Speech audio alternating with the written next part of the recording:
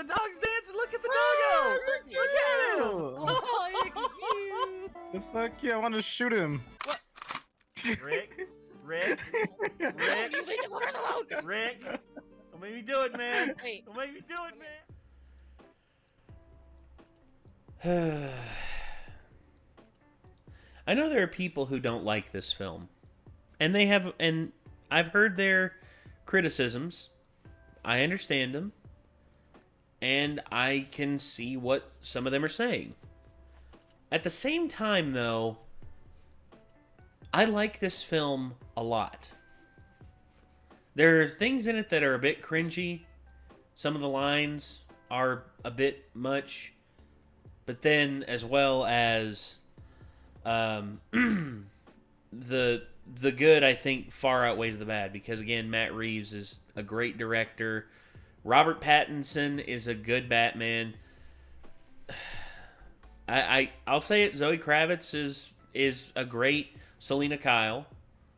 And then, of course, you have Colin Farrell, who I think just absolutely blew me away, the fact that that was him as Oswald Cobblepot, and I didn't notice it half the time. Half the time I was looking at him and just like, oh, Penguin, you're such an asshole. Jesus Christ, that's Colin Farrell. And then, of course, we had, we have John Turturro, you had Jeffrey Wright, you have Andy Serkis as Alfred, you have such a great cast and crew. Oh, and also another big part of the film that surprised me with how well he was executed was the Riddler. Yeah, Paul Dano, I thought was really good as the Riddler. I know people will complain as well and say, oh, it's 2.5 hours long. I'm like, have people already forgotten that The Dark Knight was also 2.5 hours long? Now, albeit Dark Knight, in my opinion, is a better film. If Dark Knight is a 9.5 out of 10, I would still give this an 8.5 out of 10. Maybe like an 8.7 or an 8.8.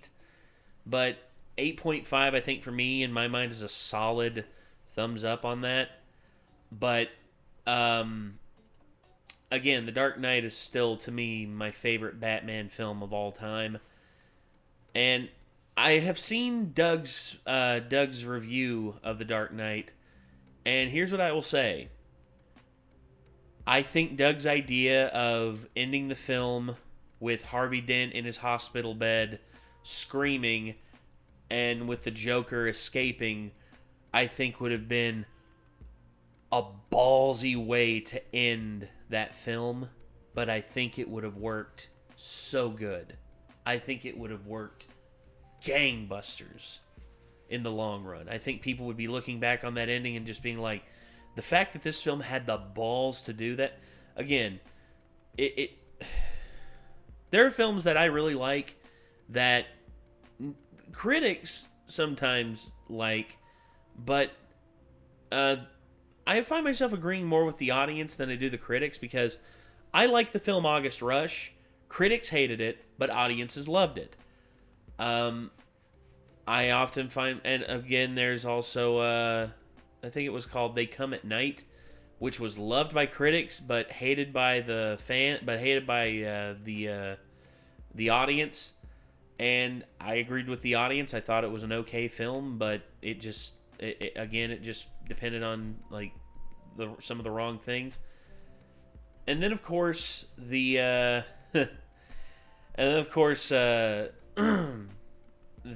Unfriended films, both of them. Unfriended 1, I like pretty good. I give it a 7.5 out of 10. Then Unfriended Dark Web, I give an 8 or an 8.5 out of 10. And the reason for that is because I like the premise of the films. I like how they're executed. I like the cast in the second film better, and I also like the characters better in the second film. To me, they're much more relatable, and they are just much better, more developed characters, whereas the ones in the first film, you're just waiting for all of them to die. You are just counting the minutes, counting the seconds to when they'll be dead, and you'll just be like, yay! Don't have to hear that person talk anymore. Um, which I know some of you are saying right now about me, just saying, get on with it. I get it. And we'll go ahead and get on with it. But, yeah, I found myself agreeing with the critics more on this than I did the fans. I think the fans give this film like a... they're, like... I think for the most part, people like this film. But anyway, here we go. This is The Batman by the Nostalgia Critic. Let's get into it. Here we go.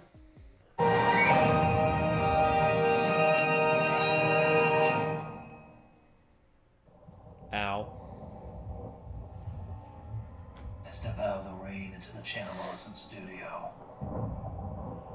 I make my way to the lounge, where it's still raining. Jesus Christ. Forecast called for selective focus all week, and today was no exception. Everyone is getting ready to shoot our review of The Batman. Malcolm's prepared as Commissioner Gordon. Tamara's set to go as Catwoman. Meow. Hey, I'm Vengeance! I have Walter as Batman. Wonder how I'm gonna work that out. It doesn't matter, for there's a mystery to solve. Because like the Batman, this is a detective story. An important one. Trying to answer one of the biggest questions the film could have raised. Is that me as the gang leader?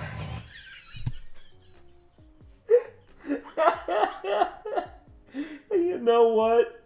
I actually remember thinking that when looking at it. I was just like, Doug? Doug? That's what I was thinking to myself. And the fact that Doug sees it and can laugh about it, that's pretty good. Hell, you're supposed to be.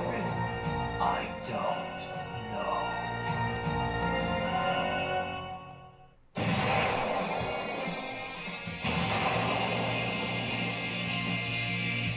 Doug Walker, Malcolm Ray, Tamara Chambers, Rob Walker, Heather Ruiz, Walter Benesiak, Jim Jarros. Hey, damn it.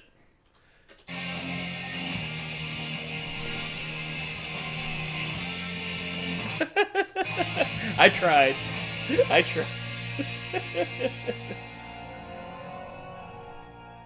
looks like you. It looks exactly like me. The internet says it's you. Has the internet ever been wrong about anything? I'm gonna send this down to headquarters. No! This thing is so big, it's probably already taken over the police. What should we do then? Keep an eye on it. I get the feeling there's more to this mystery than meets the eye.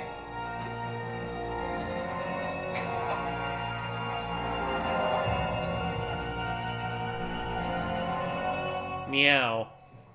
Motherfucker. So yeah, this was surprisingly good. I liked it. The Batman. Matt Reeves' The Batman had a lot of hype when the trailers dropped, but before then, there was a lot of doubters. Mostly around the casting choice of Robert Pattinson as the lead role. Which meant, of course, in keeping with every controversial Batman choice, he turned out to be fantastic.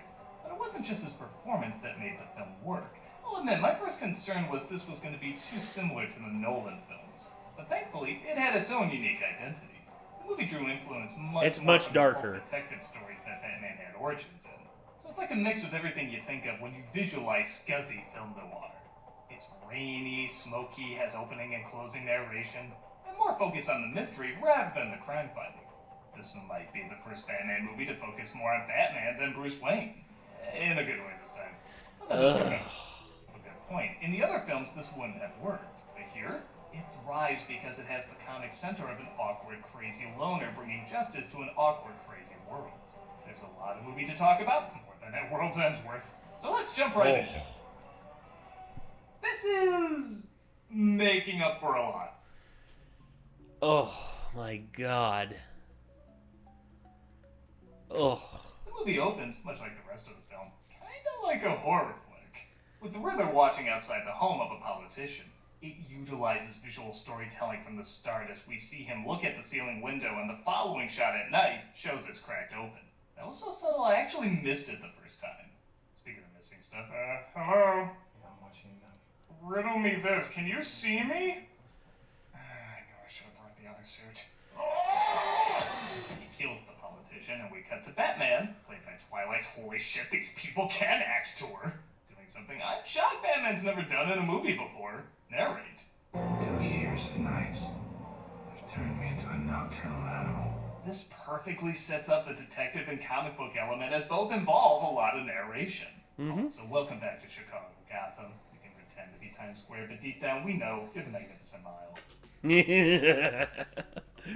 I will admit, Gotham in Chicago is more iconic.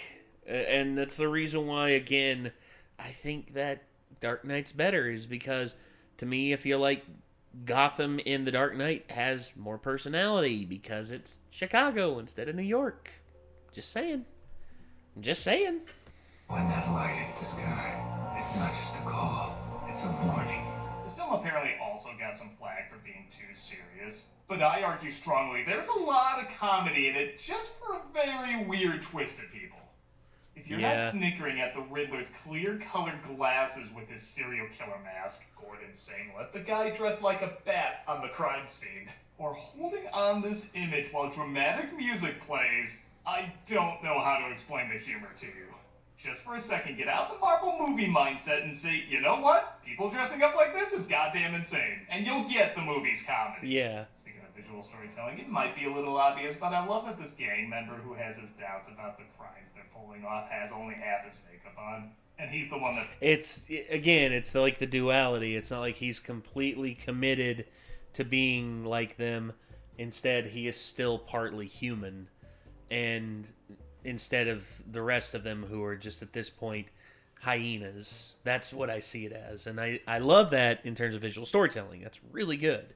And Batman lets go. I like he saw he was walking a tightrope between good and bad, much like he does, and showed mercy. Or maybe he's Harvey Dent, I don't know. Maybe. This is demonstrated in a scene where the gang members want to beat up a guy on the train. They're led by... You. Who are you? Are you me? Am I you? Perhaps I should check out what Commissioner Malcolm has discovered. And he's dead. Commissioner Malcolm! An envelope. Somebody thinks we're getting too close. Somebody who has the answers. This is more of a commercial break moment. Good point. I'll see you in 10 minutes. Anyway. At first I didn't like that they hear Batman's footsteps, as his big thing was always stealth, but I quickly put together he wants them to hear his footsteps. How are you supposed to be? I'm vengeance. So I'll admit, while I love the costumes in this movie, I hate the masks. Batman's armor is creative, and I will give credit that not having a bottom half of the mask really allows a lot more of the performance to come through. But he looks like Batman Skeeto to me. The stringy ears, the dollar store mask nose, it just doesn't do it for me. The Riddler's mask has the opposite problem. It covers up too much of his performance, a lot like Dafoe in The Green Goblin. So much of what makes him creepy and funny at the same time is seeing his face. I feel like this could have been one of the great Batman villain performances if they actually let us see his performance. I think there was enough done with the eyes and the voice, because that's the thing. Paul Dano has a very distinct and shrilly voice, and he also has very wide eyes that can project so much emotion. And I think it worked still.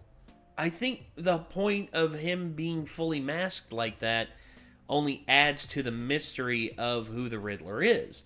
Now, we know who the Riddler is, especially if you're a dirt sheet and you look on Wikipedia.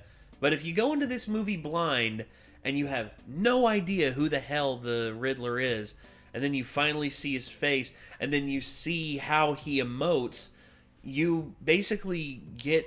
You see him emote later in the film during the interrogation scene, and also the almost haha gotcha moment that we have at that point as well is pretty damn good.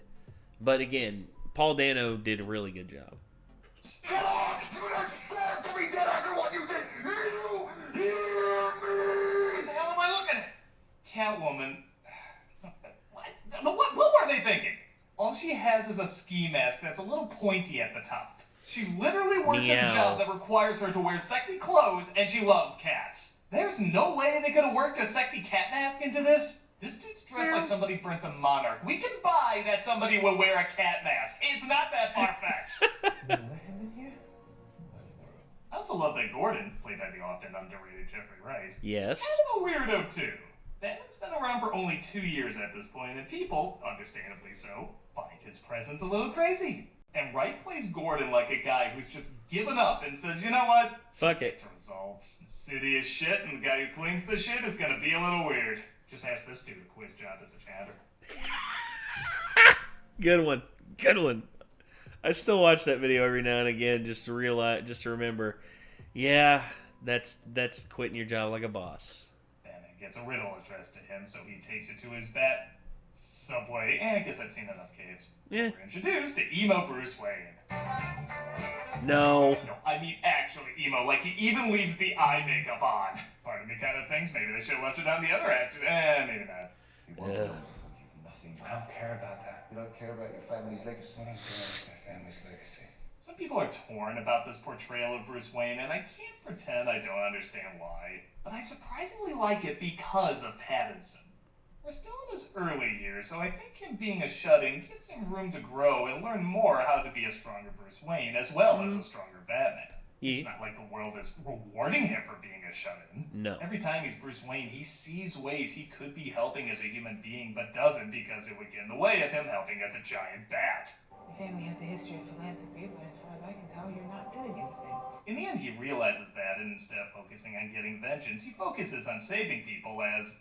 Well, okay, still Batman. Yeah, I really would have liked it if Bruce wrote a check to the city or something like that at the end, but... I think, again, we've seen Bruce do that.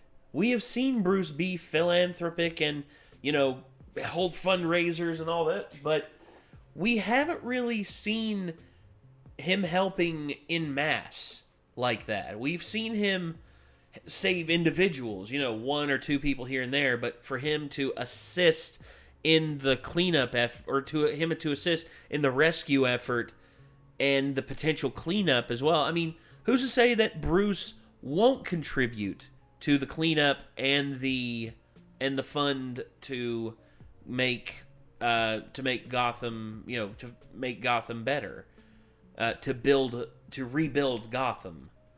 I mean, if they're doing another one of these films, I know that. And I'm really hoping that they touch on that they're just like, oh, yeah, Batman, he's a hero, and Bruce Wayne, the philanthropic, tongue twisters. Also, it's late. It's 3:49 in the morning, everybody.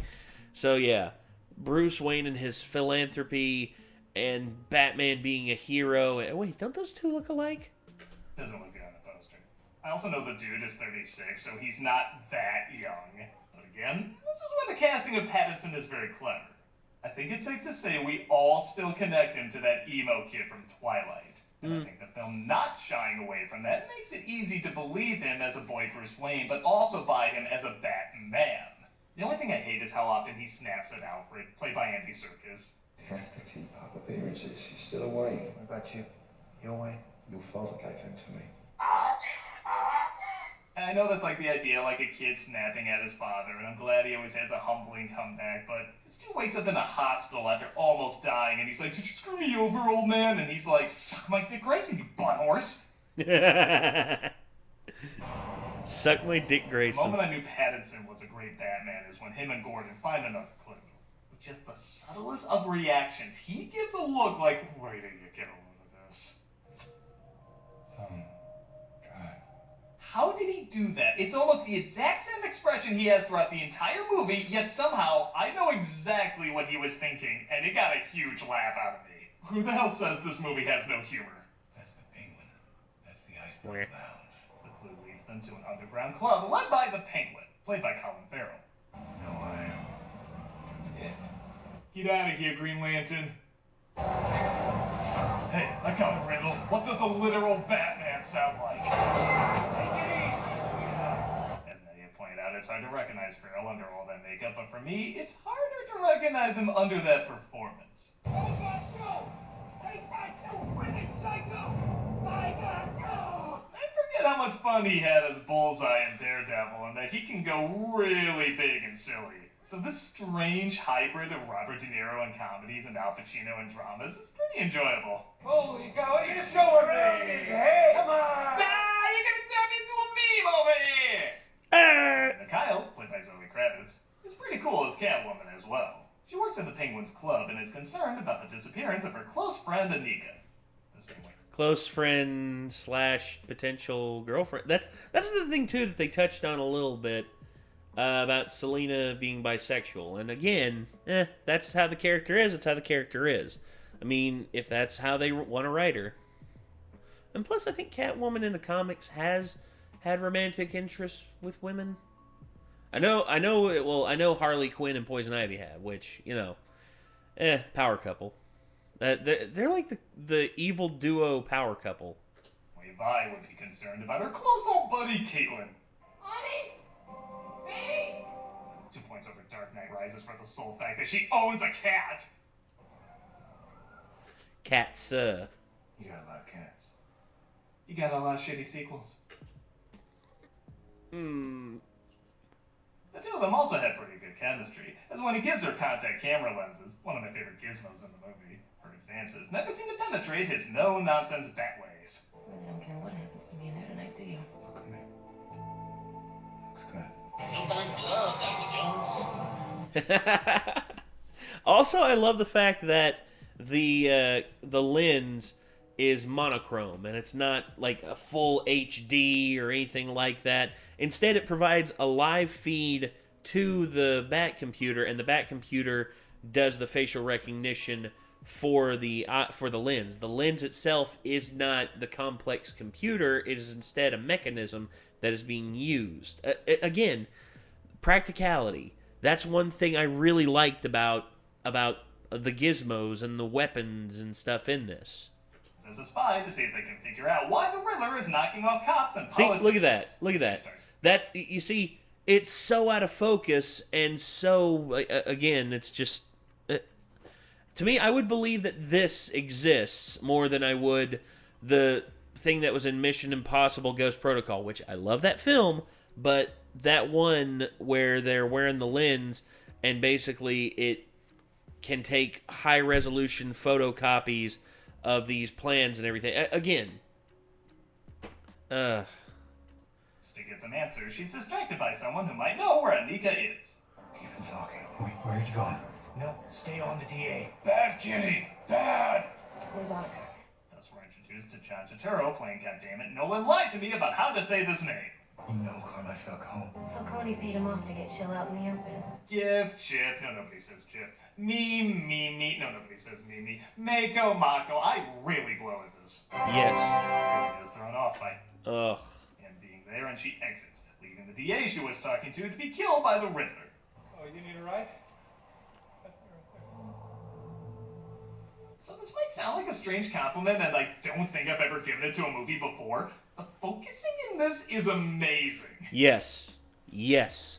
Again, where I've recently gotten into filmmaking, I have understood the power of focus, the power of prime lenses, and how just like you can sculpt a scene by putting things in focus and leaving things just out of focus in the foreground, and the power that it can have on that. Again, just so good.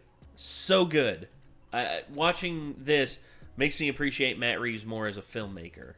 I mean, I already did. I mean, the dude's an amazing filmmaker.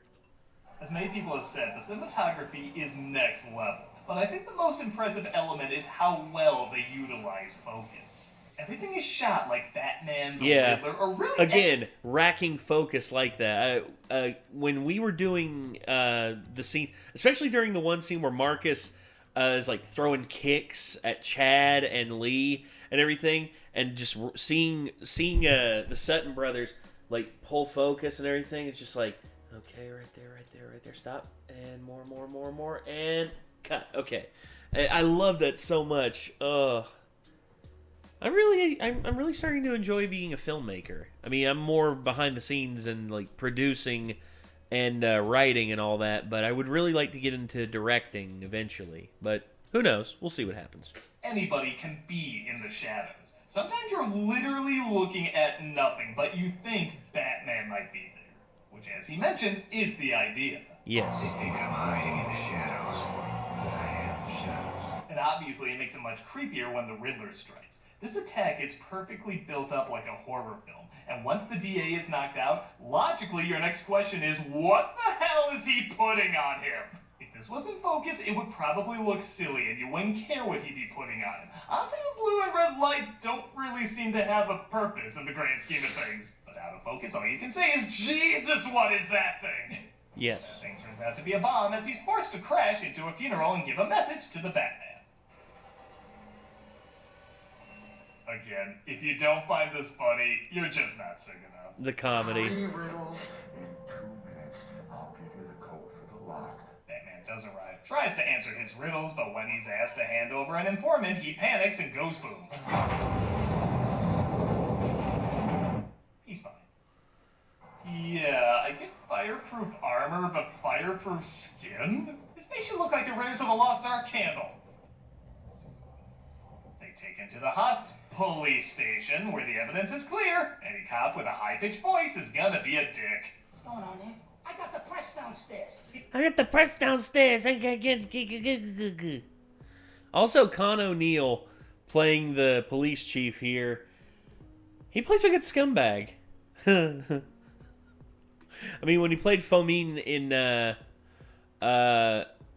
he played Fomin in Chernobyl. He was a royal prick, and he was so good. Here he plays it again, and just the sneer that man can muster is just so good. He interfered in an active hostage situation. Yeah, again, voice no need to manipulate the voice. Blood is on his hands. The blood is on his hands. No. You don't get it, do you? Patrick, get a hold of yourself, deputy. Gordon helps him escape in a flying scene that's shot amazingly, but I'm sorry, he looks like Rocky the Flying Squirrel in that suit. Hurry, Bullwinkle! The show's about to start! Fine. Oh, Fine. Bet you didn't know this was a gritty reboot of The Tick. I smell a commercial coming. Oh, I better get to the thing. the thing. Commissioner Malcolm, you got mail. Let's focus ourselves to that being open. If it's answers you wish to consume, I'll give them to you in the next room. It's a riddle. What does it mean? I don't know. But we're not going anywhere until we crack this code. There are hundreds of rooms in the world. Thousands, maybe more. So how are we supposed to find this room? Let's try counting the letters in the riddle. Oh, they could be room numbers. Or letters of the alphabet spelling out a new message. 1, 2, 3, 4, 5, 6, 7, 8, 9. Commercial! No sponsorship, just a mid-roll. I think. See Doug play Guardians of the Galaxy Fridays at 6 p.m. Central Time on Twitch. That's cool. I know Nick played that game. He loved it. We also got a new schedule. Oh. Batman catches the Penguin dealing a drug called drops when Catwoman interrupts his bust. And you know a movie's working when you feel legit bummed out when the person she's looking for is dead. Not gonna lie, this was really a downer. Oh no, my cousin. Oh my god. This, of course, begins a big chase scene involving the Batmobile that I'll admit is pretty impressive considering it's a lot of the usual tight, selectively focused shots. In the rain, no less, yet I can still follow it all fine.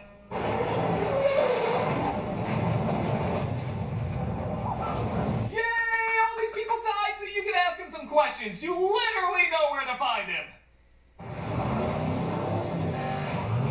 And as epic epic as that pissed off version of the Dragnet theme is, the one that says, "Son of a bitch, you're in trouble," this is the only part of the movie where I don't like Pattinson's acting. With all the amazing subtle looks he gives in this film, he need to give a "your ass is ass" look here. But for whatever reason, he gives a "teacher, can you keep it down? I'm trying to sleep back here" look. Where's that overcompensating bail face when you need it? Oh, no. They question the Penguin and find out their journey leads to the abandoned orphanage. And yeah, I love with his feet tied, he legit walks like a penguin. Should be amusing. They go to the orphanage to find out who the Riddler's next target is. Jesus, his next victim is Bruce Wayne. No, I'll be killed. I mean, Superman will be killed. Wait, what? Huh? The package is opened by Alfred, and I'll give credit, the film's dark enough. I legit didn't know if they were gonna kill him off or not. Sadly, though, I have to confess, as suspenseful as this scene is, all I'm thinking is, ooh, the Shakespeare head from the Adam West show! Oh. There's a C4 explosive sent later. Alfred is blown up, but because explosions don't hurt anyone in the Wayne family circle, he's... I would say it's more along the because of the desk. That's a pretty sturdy desk. Looks like it's made out of mahogany. Mahogany. Alfred is blown up, but because explosions don't hurt anyone in the Wayne family circle, he survives. Bruce spray paints a vision board in his Batcave, or living room, to figure things out. Alfred will clean it up. All right. A call from Catwoman who says she's gonna go after the people who killed Anika. She also reveals a big bombshell that Falcone is her father. He owes me that money. He owes child support. I'm the child. I think that makes sense. Now, Thomas and Bruce Wayne, I mean, as far as I'm concerned, that psycho's right to go after these creeps. What do you mean, Thomas and Bruce Wayne? What, do you live in a cave? The Riddler reveals that Bruce's mother was institutionalized, and to keep it a secret, his father made a deal with Falcone to kill the reporter who would leak it. He talks to Falcone to see if it's true, and come on, I think we can trust a crime lord to tell the truth. You thought your father was a Boy Scout, but you'd be surprised what even a good man like him is capable of in the right situation. Totoro in many respects is the scariest villain because he doesn't scream or shout like the other baddies. He doesn't need to. Here's the thing with it. All of the villains that want to appear like they matter the most will talk the loudest, act over boisterous and all that. But Totoro, the subtleties in his movements, how calm he is, how just he wastes no action. He's lackadaisical because he just doesn't need to be anything but Carmine Falcone. And again, I really hate how we only get spoilers. We only get him for this film. But oh well. Anyway. He only does it once in a while. For the most part, he's very quiet, very reserved. You could even see him as charming in different situations, which you could argue demonstrates he's a much more powerful foe. As the saying goes, people with true power don't need to raise their voices. Yes. Even when he kills someone, he's still eerily quiet.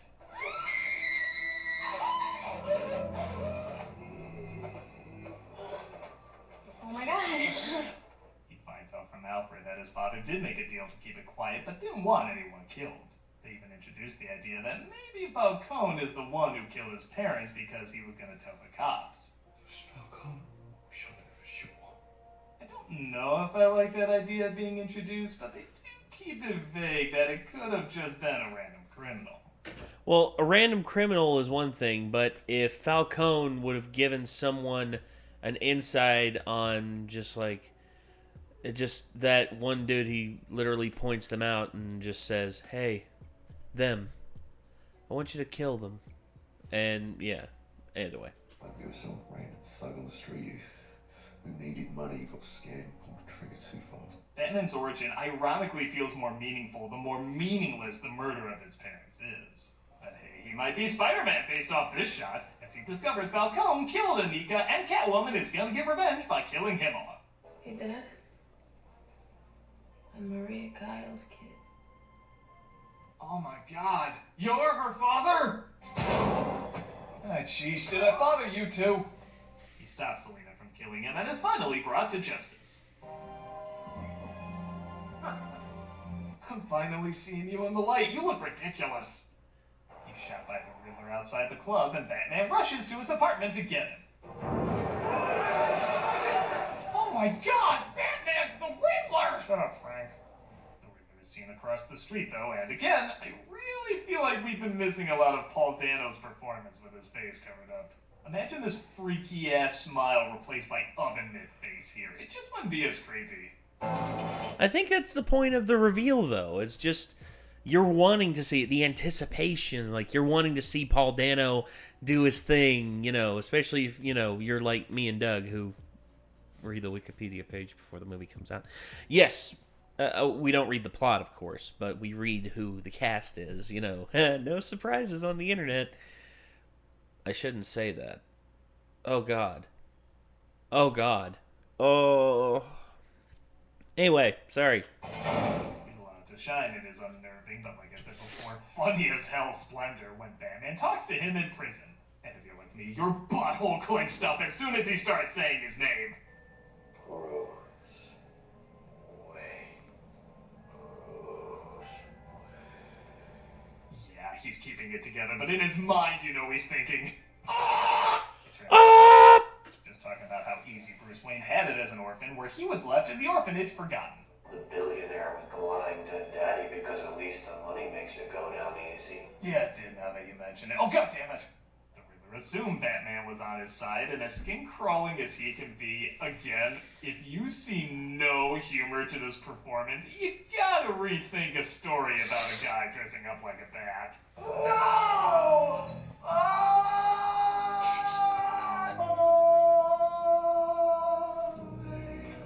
I like this guy. You're funny. El Guapo. I'm still here, El Guapo. Boom.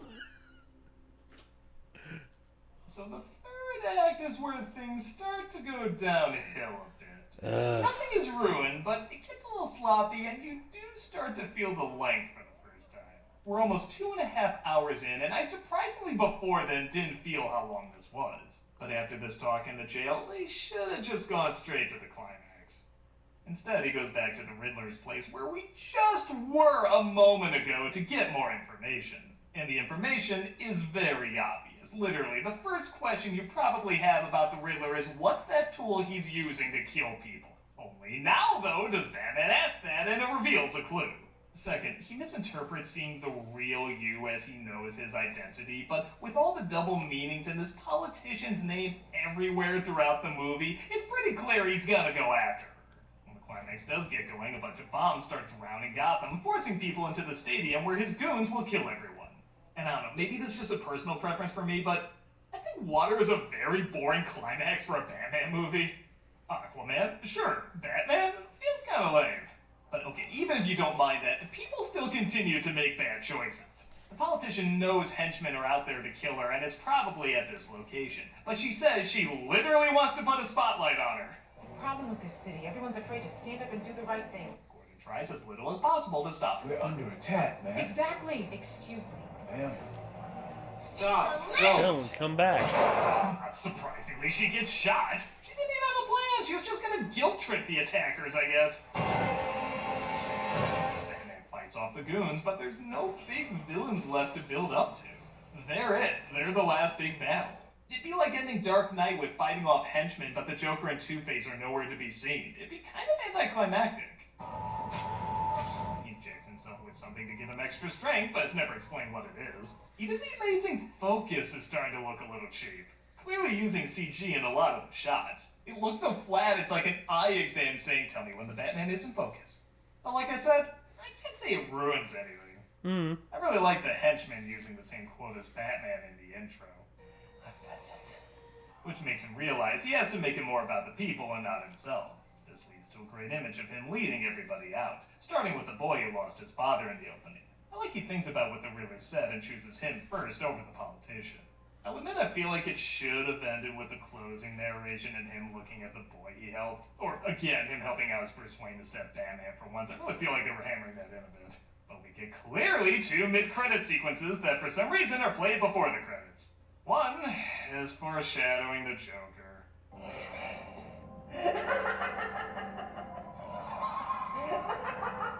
I know they shot another scene with him too, and the actor's portrayal is fine, but it just doesn't feel like he belongs here, and not now anyway. He's a great villain, but we've met our quota. Let's give another one the spotlight for a bit. We also see Batman and Catwoman going their separate ways. It's fine. Just, goddamn, this would have been a much better ending shot. But screw it, I still think this movie's amazing. I'm glad it has its own take while still staying true to what Batman is. All the acting is top-notch, its cinematography is incredible, there's so much atmosphere. It really is like a detective comic brought to life. Any problems I have are all in the climax, and while it does hurt the film, it doesn't destroy it. I'm super excited to see where else they take this series, and hopefully where they don't take it.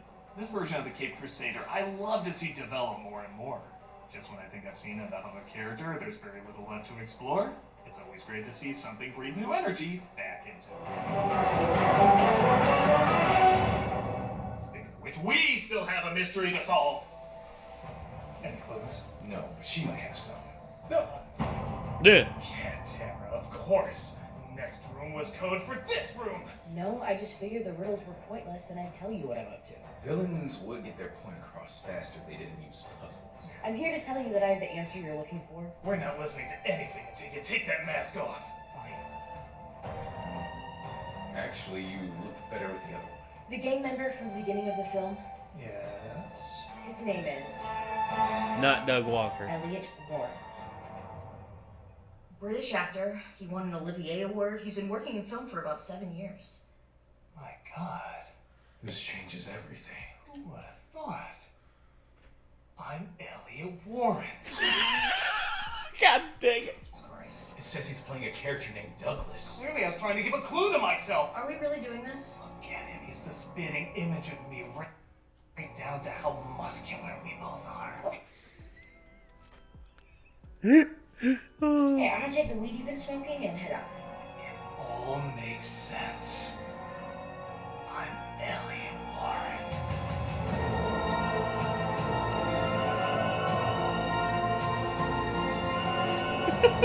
The mugging. Oh, the mugging.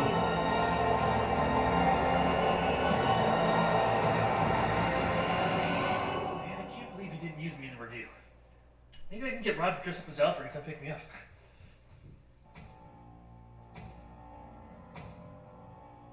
Santa Christ.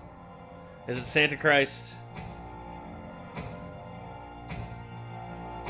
Oh shit! Oh shit! What's up, Doug? You looking good? Oh, hey, Critic. What the hell are you supposed to be?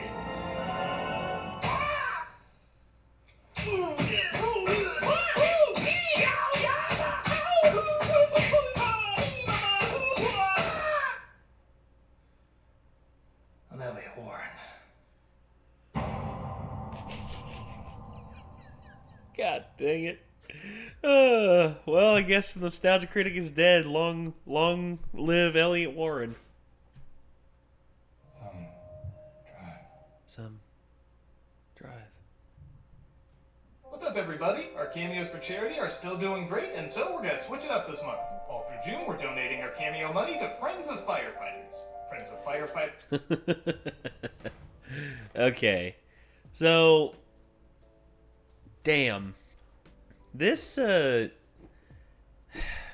a good review. I agree with Doug on a lot of points. I don't agree with the, feeling like Paul Dano's part is, oh, this was released on my birthday too. Aw, that's cool. Almost exactly 1 month ago this was released. So right on the money. So, I am the thug who got the shit kicked out of him by Batman. Oh god. Okay.